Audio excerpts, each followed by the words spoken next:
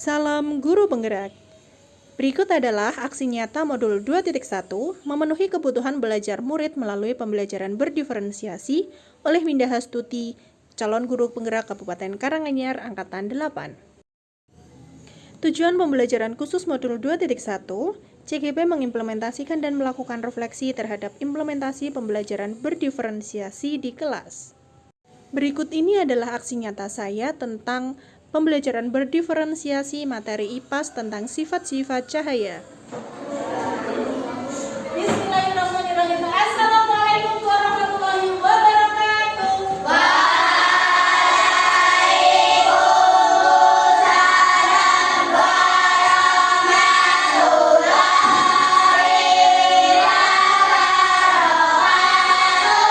Baik, gimana kabarnya hari ini teman-teman? Baik, alhamdulillah. Baik, sebelum kita mengawali kegiatan pembelajaran kita hari ini, Ibu Guru ingin teman-teman memimpin untuk berdoa. Namun sebelum Ibu Guru tunjuk, mungkin ada yang berkenan untuk memimpin doa. Silakan angkat tangan. Oh, baik, Mbak Bila, silakan memimpin teman-teman untuk berdoa.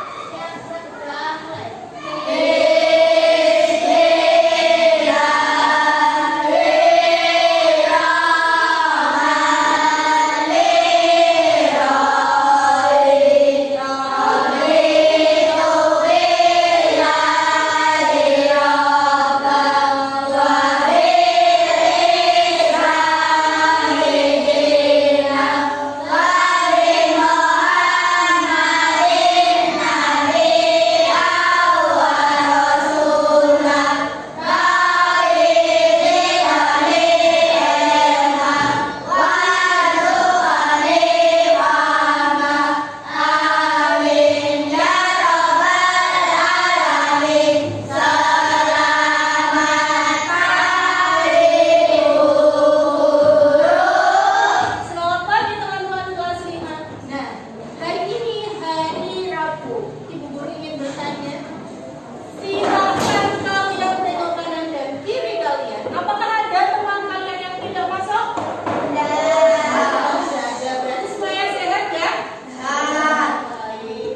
Tadi kita sudah berdoa untuk mensyukuri nikmat Allah bahwa kita memiliki kedua mata untuk melihat. Kita memiliki dua telinga untuk mendengar.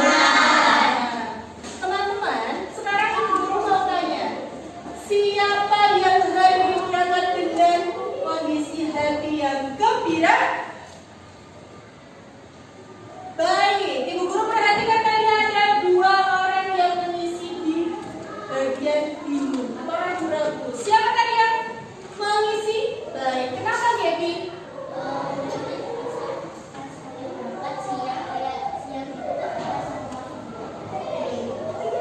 Perasaannya sudah siap, ternyata sampai sekolah belum klik, gitu ya? Baik, kalau Dila kenapa? Sebetulnya kalau dikerjakan mulai dari satu persatu, lama-lama akan selesai. Baik. Oke teman-teman, hari ini kita akan mempelajari mengenai sifat-sifat cahaya. Namun untuk menuju ke mata pelajaran, kita akan menyanyikan terlebih dahulu lagu Indonesia Raya. Siapa yang akan menyanyi lagu Indonesia Raya? Silakan Anda.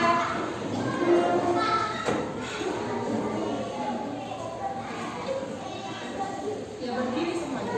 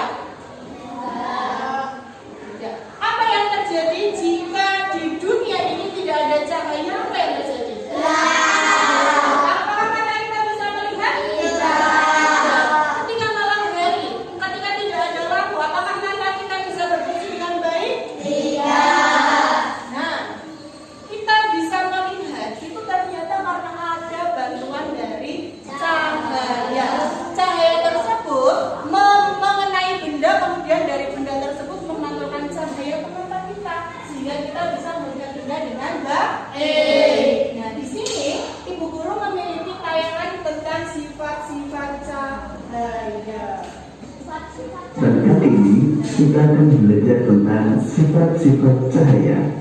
Sahabat cerdas, sebelum kita mulai pelajaran kita, jangan lupa untuk berdoa terlebih dahulu. Sahabat cerdas, dalam kehidupan sehari-hari, kita tidak lepas dari yang namanya cahaya. Bahkan, kita bisa melihat karena adanya cahaya. Pernahkah kalian melihat kolam renang yang terlihat lebih dangkal? Hal tersebut karena adanya pengaruh dari sifat cahaya. Sekarang mari kita pelajari sifat-sifat cahaya.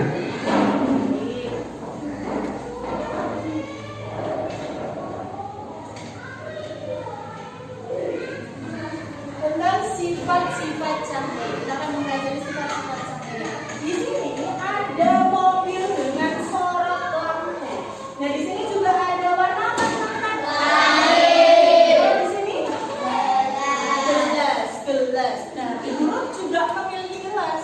Di sini ada gelas, kemudian ada air yang berisi air. Dan di sini Bu Winda memberikan pensil. Nah, kira-kira apa yang terlihat, teman-teman? Terlihat seperti bengkok atau warna. Nah, ternyata ini yang disebut dengan pembiasan cahaya. Pembiasan cahaya. Nah, sifat-sifat cahaya itu ada berapa? 5. Yang pertama adalah yang kedua, 3,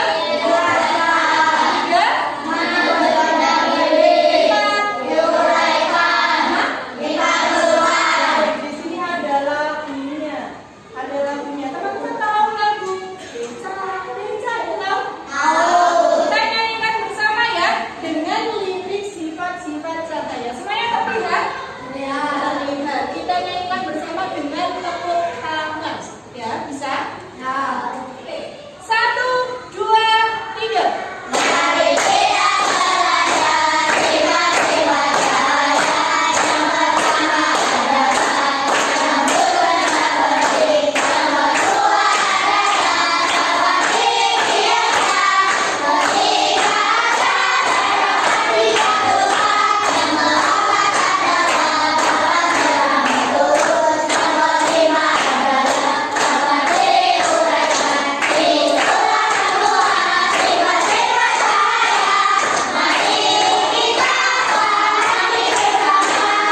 Baik, Ibu Guru di sini akan membentuk kalian menjadi 3 kelompok. Untuk kelompok pertama adalah kelompok A, yang kedua kelompok B, dan yang ketiga adalah kelompok C.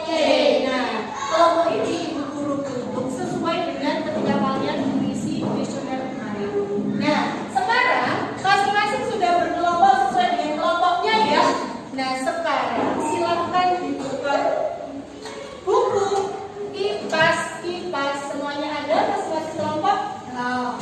Ada di halaman 4.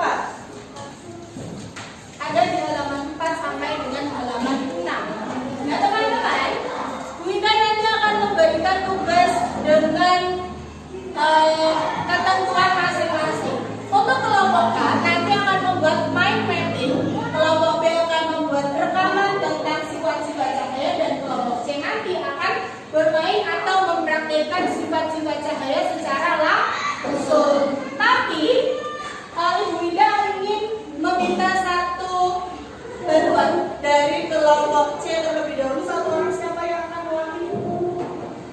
Guru boleh minta tolong? Tidak, atau yang paling mudah Raditya Ananta. Coba. Nah, sifat-sifat cahaya tadi ada 5. Di sini ada apa, teman-teman? Di sini ada cendol. Apakah menyala? Menyala. Sekarang coba dipegang Raditya. Winda akan menyorotkan sendok ini ke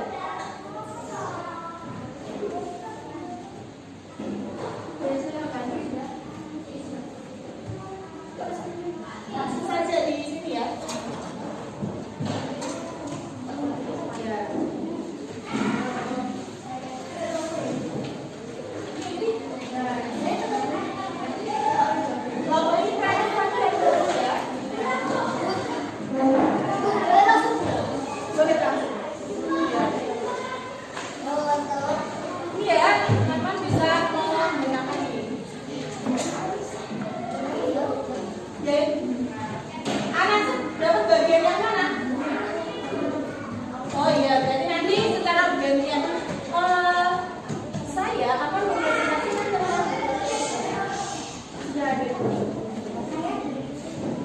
Ya, oke, silakan mulai bekerja dengan kelompoknya masing-masing. Kelompok ini juga melakukan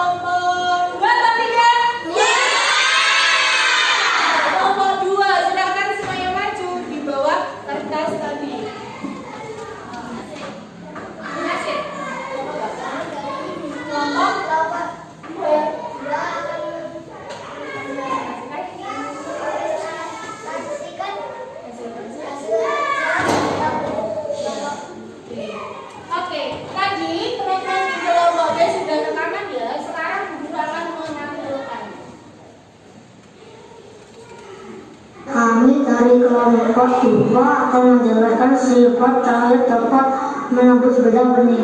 Benda bening adalah benda yang dapat ditembus oleh cahaya. Contoh benda bening antara lain kaca, mika, plastik bening, air jernih, dan botol bening. Berdasarkan kemampuan cahaya dalam menembus benda, benda dapat dibedakan menjadi 3, yaitu benda bening, transparan, benda translus, dan benda ulang. Yang bisa mengenai sifat cahaya apa?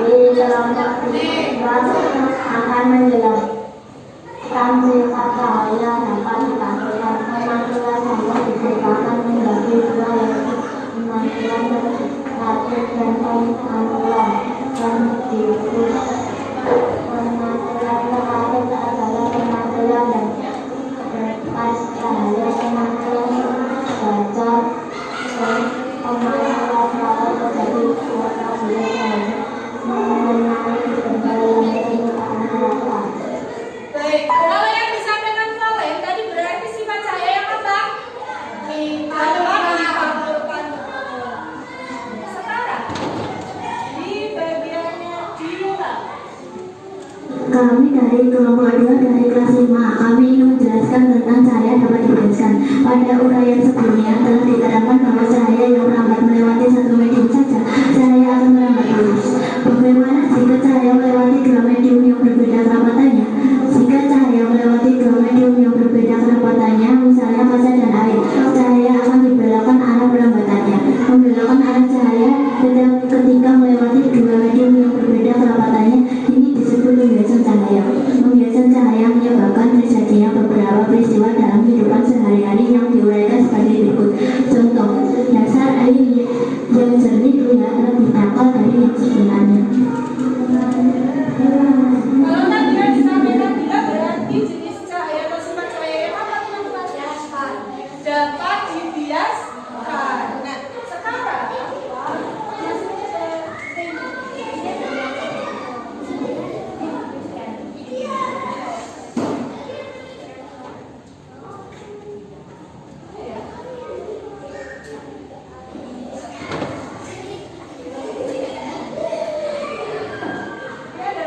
Kami dari kelas 5 akan menceritakan tentang cahaya dapat dibiaskan.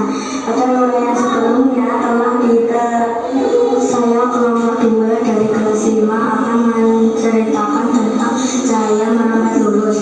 Cahaya akan merambat lurus jika melewati satu medium perantara. Peristiwa ini dapat dibuktikan dengan nyala lampu senter yang merambat lurus.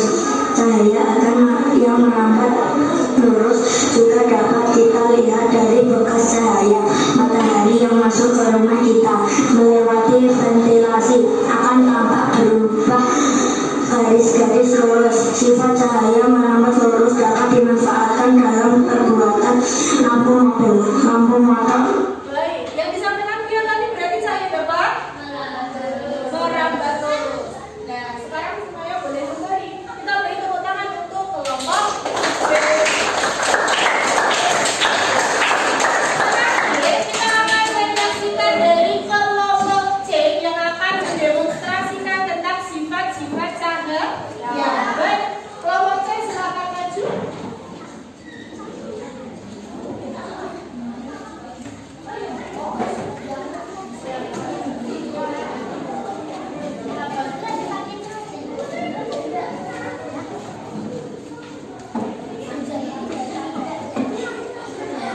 Siapa yang akan memimpin diskusi dari kelompok C?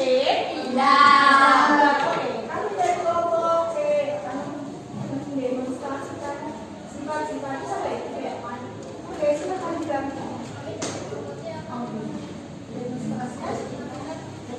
Sifat-sifat. Oke, sifat-sifat cahaya. Yang pertama adalah cahaya apa? Merambat lurus itu dibuktikan dengan adanya lilin. Siapa yang akan mendemonstrasikan? Ya, baik. Nah, di sini ada 2 kertas yang sudah dilubangi ya teman-teman ya. Nah, dilihatnya dari sana Mbak. Nah, jika seperti ini apakah cahayanya bisa terlihat? Bisa terlihat tidak?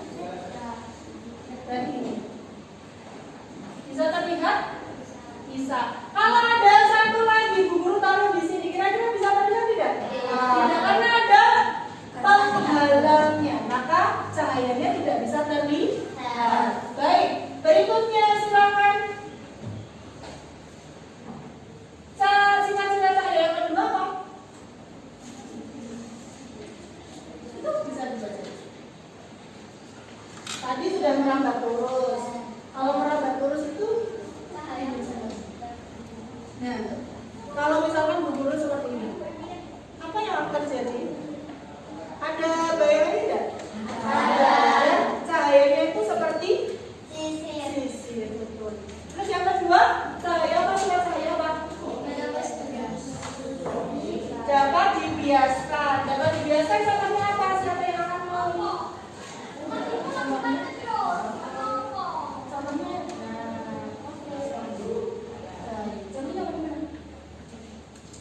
Pensil, tampak pimpol atau tampak karena melewati dua medium yang berbeda. Oke, lanjut lagi. Sifat cahaya ketiga dapat diuraikan. Silakan. Cahaya dapat diuraikan itu berarti kita akan melihat cahaya pelangi. Cahaya matahari yang seharusnya cahaya putih kita akan tampilkan dalam air. Nah, tuh, kita melihat apa? Langit. Ada warna pelangi seperti lagi di bagian sana. Kayaknya tidak ini. Di bagian sana. Nah, akan tampak. Oh, kita akan melihat apa? Pelangi.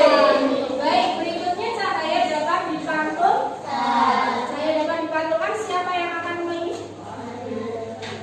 Mahendra. Silakan Mahendra.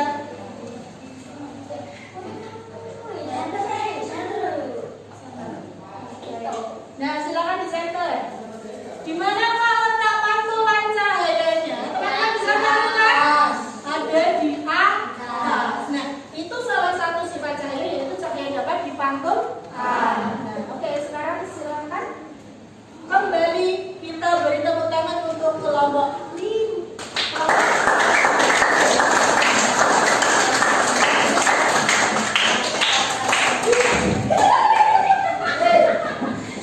Baik. Hari ini kita sudah mempelajari tentang sifat-sifat cahaya. Kira-kira bagaimana perasaan kalian hari ini? Senang. Baik, ya, senang. Kira-kira senangnya kenapa? Karena kita bisa praktek atau mempraktikkan sifat-sifat cahaya. Nah, berikutnya Winda akan membuat kesimpulan. Kita akan membuat kesimpulan bahwa sifat-sifat cahaya tadi ada berapa? 5. Pertama, cahaya dapat. Terus yang kedua, terus benda bening. Yang ketiga, dapat dibiaskan. Keempat, dipantulkan. Kelima, dapat diuraikan. Nah, sekarang Winda akan membagikan kalian soal evaluasi.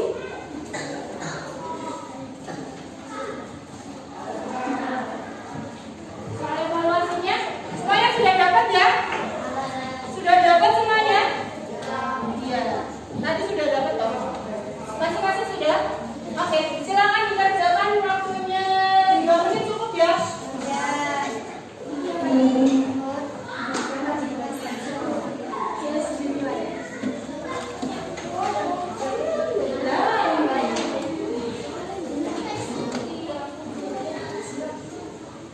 Waktunya 2 menit, silakan.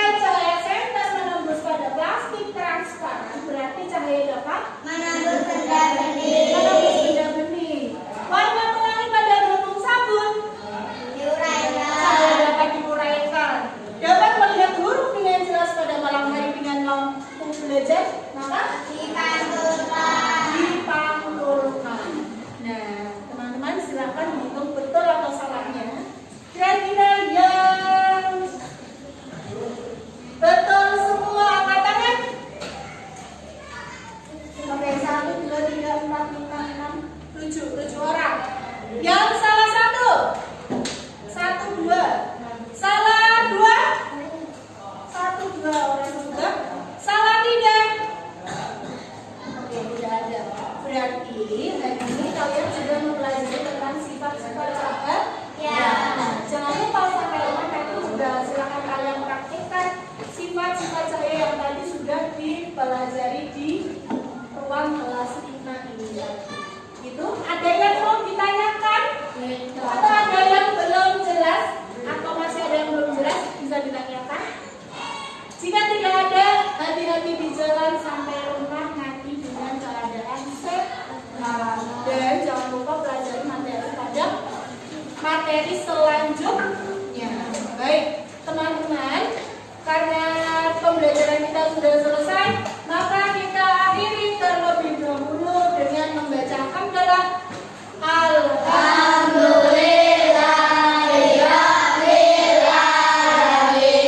Terima kasih. Wassalamualaikum warahmatullahi wabarakatuh.